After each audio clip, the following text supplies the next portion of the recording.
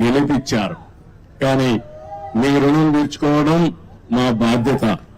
అందుకే నేను ఇంకొక మాట కూడా చెప్తున్నా, ఓట్లు వేసాం, మా పని అయిపోయింది, ఇంట్లో పడుకుంటే మళ్ళా దొంగ మాటలు చెప్పే వాళ్ళ మాటలు వింటే వాళ్ళ బజార్లో తిరగనిస్తే మళ్ళా మన బతికేమవుతుందో మీరే ఆలోచించుకోవాల్సిన అవసరం అని నిన్నే చూస్తున్నా. విశాఖ స్టీల్ ప్లాంట్ ఎవ్వరూ ఆలోచించలేదు. మేము దాన్ని ఈ విధంగా కాపాడుకోవాలని మేము ఆలోచిస్తున్నాం. ఈ పనికిరాని పార్టీ ఒకటి ఉంది, అబద్దాల పార్టీ.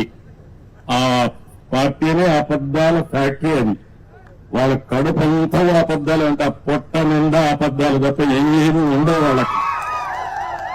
వాళ్ళు చెప్తున్నారు ఎప్పుడో వీళ్ళకి కల వచ్చిందంట, నేను ఒప్పుకున్నానంట ప్రైవేటైజ్ చేయడానికి. ఎన్నోసార్లు చెప్పా. తెలుగు వారి ఆత్మగౌరవం కోసం పోరాడినటువంటి ఫ్యాక్టరీ ఇది. ఆరు ఆంధ్ర తెలంగాణ ఉంటే విశాఖ ఆంధ్రుల హక్కుని ప్రాణత్యాగాలు చేసి ఆందోళన చేసి ఈ ఫ్యాక్టరీని సాధించుకున్నాం.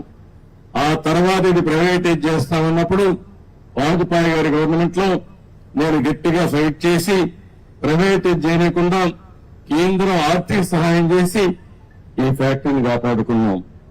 ఇప్పుడు కూడా ఏ విధంగా కాపాడుకునే బాధ్యత తీసుకొస్తాం. ఈ చేతగానే అబద్దాలు చెప్పే వాళ్ళ మాటలు నమ్మితే చాలా సమస్యలు వస్తాయి.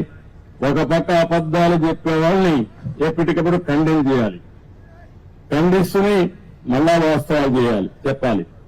అక్కడ వాస్తవాలు చెబితే మీకు పనులు చేయాలి. ఓసారి మీరు కూడా అనుకుంటారు, అబద్దాలు చెప్పంగా ఏదో సామెత ఉంది,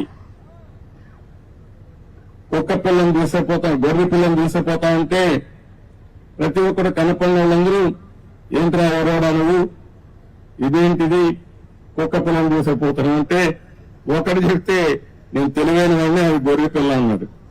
రెండో వాడు చెప్తే ఏంటి చెప్తే మళ్ళా చూసుకున్నాడు, మళ్ళా నిర్ధారించుకొని ముందుకు పోయాడు. మూడోసారి చెప్తే వీడికి అనుమానం వచ్చింది. నాలుగోసారి అంటే ఇది కుక్క పిల్లని పారేసి వెళ్ళిపోతాడు. అది పందాలో ఈ వైఎస్ఆర్ కాంగ్రెస్ పార్టీ పనిచేస్తా ఉంది. కానీ కరడు కట్టిన ఆర్థిక ఉగ్రవాదులు వీళ్ళు, విశాఖపట్నాన్ని దోచేసినటువంటి దొంగలు వీళ్ళు. వీళ్ళు వదిలిపెట్టే సమస్య ఉండదు. ఏం భయపడవలసిన అవసరం లేదు. మీ మనోభావాలకు అనుగుణంగా ప్రయత్నం చేస్తాను, పనిచేస్తాం. నేను ఏదైతే హామీ ఇచ్చానో సూపర్ 6 అవన్నీ చేపిస్తాం. అది చేయించడమే కాదు, ప్రతి ఒక్క కుటుంబానికి నేను అండగా ఉంటా. చేయించే బాధ్యత నాది. ఇప్పటికే మీరు చూశారు, 30 రోజులు కూడా కాలేదు. వచ్చిన వెంటనే నేను చెప్పిన ప్రకారం పింఛన్లు పెంచాం. 3,000 రూపాయలు 4,000 రూపాయలు చేసి ఏప్రిల్